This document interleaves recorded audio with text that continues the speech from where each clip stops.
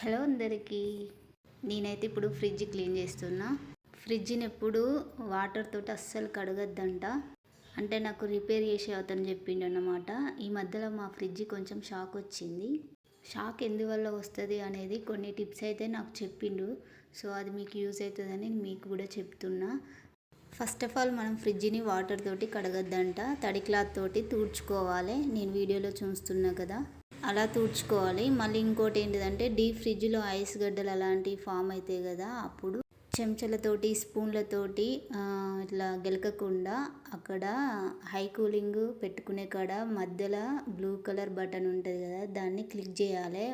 1 మంత్కి ఒకసారి క్లిక్ చేస్తే ఐస్ ఫామ్ కాకుండా ఉంటుంది. నెక్స్ట్ పాయింట్ ఏంటిదంటే డీప్ ఫ్రిడ్జ్లో ఎక్కువ ఐటమ్స్ పెట్టద్దంట. అది బరువుకు పేలిపోయే ఫ్రిడ్జ్లో కూడా పెట్టద్దు, డీప్ ఫ్రిడ్జ్లో కూడా పెట్టద్దు. డీప్ ఫ్రిడ్జ్ అంటే మనం ఐస్ క్రీమ్లు ఇట్లా రెడీ చేసుకుంటాం కదా, అందులో ఏ వస్తువులు పెట్టొద్దు అంటే ఎక్కువ వెయిట్కు పేలిపోతుందంట. ఫ్రిడ్జ్లో కూడా ఎక్కువ బరువైన వస్తువులు పెట్టద్దంట. ఇప్పుడు మీకు డోరు చూస్తున్నా కదా, ఆ డోర్కు రబ్బరు క్లీన్ చేసుకోవాలి. అందులో డస్ట్ ఉండి షాక్ కూడా వస్తుంది, పురుగులు కూడా ఉంటాయి. నెక్స్ట్ వచ్చేసి అందులో ఒక నిమ్మకాయ కట్ చేసి పెట్టుకున్నారంటే మంచి స్మెల్ వస్తుంది.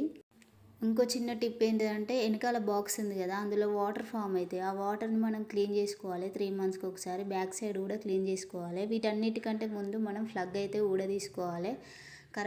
కనెక్షన్ ఊడదీసుకొని మాత్రమే మనం ఫ్రిడ్జ్ని క్లీన్ చేసుకోవాలి, స్విచ్ ఆఫ్ చేసుకోవాలన్నమాట. నెక్స్ట్ ఇంకో టిప్ ఏంటిదంటే మనం ఊరికి వెళ్ళేటప్పుడు ఫ్రిడ్జ్లో ఉన్న వస్తువులన్నీ బయట పెట్టి ఫ్రిడ్జ్ ఆఫ్ చేసి ఆ ప్లగ్లు అన్నీ పీకేసి ఊరికి వెళ్ళాలి. లేకపోతే ఫ్రిడ్జ్ అనేది ఖరాబ్ అవుతుందంట. అందులో ఉన్న వస్తువులు కూడా ఖరాబ్ అవుతాయి కదా, అప్పుడు ఇన్ఫెక్షన్ అయ్యే ఛాన్సెస్ ఎక్కువ ఉంటాయంట. సో ఫస్ట్ ఆఫ్ ఆల్ అయితే ఈ రబ్బర్ చూస్తున్నా, రబ్బర్ అయితే ఈజీగా వస్తుంది. మీరు ఖచ్చితంగా ట్రై చేయండి. రబ్బర్ని అయితే ఖచ్చితంగా క్లీన్ చేసుకోండి. ఆ రబ్బర్ క్లీన్ చేయకుంటే కూడా డోర్ కరెక్ట్ ఫిట్ అవ్వదన్నమాట. మనం రబ్బర్ మధ్యలో డస్ట్ ఇరికింది ఘోరంగా. నాకు కూడా తెలియదు, ఇప్పుడే ఫస్ట్ టైం తెలుసుకొని ఇప్పుడైతే క్లీన్ చేస్తున్నా. ఘోరంగా డస్ట్ మనకు తెలియదు కానీ ఆ రబ్బర్ లోపల మస్తు డస్ట్ ఉందండి. క్లీన్ చేసుకోండి. అందువల్ల డోర్ అనేది లీక్ అవుతుందంట. అంటే లూజ్గా డోర్ పడడం, రాకపోవడం అలాంటివి జరుగుతుంది. ఓకేనా. ఈ వీడియో మీకు నచ్చితే ఖచ్చితంగా షేర్ చేయండి. ఇంకో కొత్త వాళ్ళకైనా తెలుస్తుంది కదా, మంచి ఇన్ఫర్మేషనే కదా, ఖచ్చితంగా లైక్ చేయండి. మీ లైక్ వల్ల ఇంకొంతమందికి రీచ్ అవుతుంది. అంతే, డబ్బులు ఏం కట్ కావండి. ఇంకా ఇంకా ఏం చెప్పాలి, మొత్తానికైతే ఈ ఫ్రిడ్జ్ అయితే క్లీన్ చేయడం చాలా టైం పట్టింది నాకు. తడి క్లాత్ తోటి అయితే నీట్గా తుడిచేసుకోవాలి. ప్లగ్ అయితే ఊడదీసుకున్నా, ఊడవీకిన.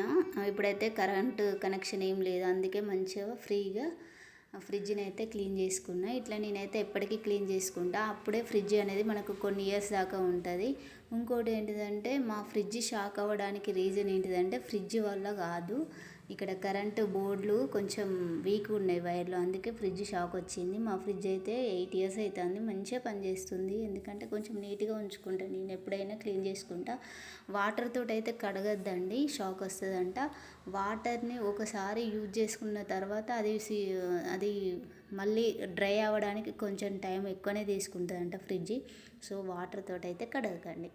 ఇప్పుడైతే మా పిల్లలు బిస్కెట్లు పాలు తింటున్నారు ఈవినింగ్ టైంలో.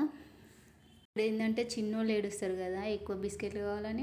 నా కొడుకు ఏడిస్తే నా బిడ్డ ఇస్తుంది. అది లాస్ట్లో నేను పెడతాను చూడండి, లాస్ట్ వరకు వీడియో. ఎంత ముద్దుగా మాట్లాడుతూ అన్నయ్యకి నేను బిస్కెట్ ఇచ్చిన అని, అది ఒకసారి చూడండి. ఇప్పుడైతే నేను బట్టలు మడత పెడుతున్నా. బట్టలు అయితే పెద్ద టాస్క్ కదా, అందుకే కుర్చీలో వేస్తే కొన్ని రోజుల దాకా అలానే ఉంటాను. అని ఇప్పుడైతే చేపలు అయితే వేసుకొని నెమ్మదిగా కూర్చొని అయితే బట్టలు మడత పెట్టుకుంటా. ఈ బట్టలు వల్ల కొంచెం స్ట్రెస్ అవుతుంది, ఇది దొరకదు అది దొరకదు, సెల్ఫ్లు ఏమో తక్కువ ఉన్నాయి. సో దానివల్ల కొంచెం ఇబ్బంది అవుతుంది నాకు. మొత్తానికైతే బట్టలు అయితే మడత పెట్టిన తర్వాత మిగతా పని అయితే చూసుకోవాలి. ఇప్పుడు న్యూ ఇయర్ వస్తుంది కదా, ఇల్లు అయితే దులుపుకోవాలనుకుంటున్నా.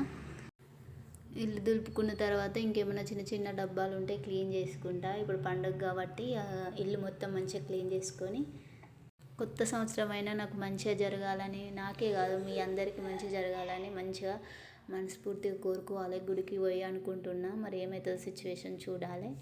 పిల్లల్ని తీసుకొని పోనా అనేది కూడా తెలియదు, గ్యారంటీ లేదు. ఇంట్లో చదువుడే ఎక్కువ అవుతుంది. మార్నింగ్ ఏమో పోవాలి, గుడి క్లోజ్ చేస్తారు ఇక్కడ, అట్లుంటుంది అన్నమాట సిటీలో.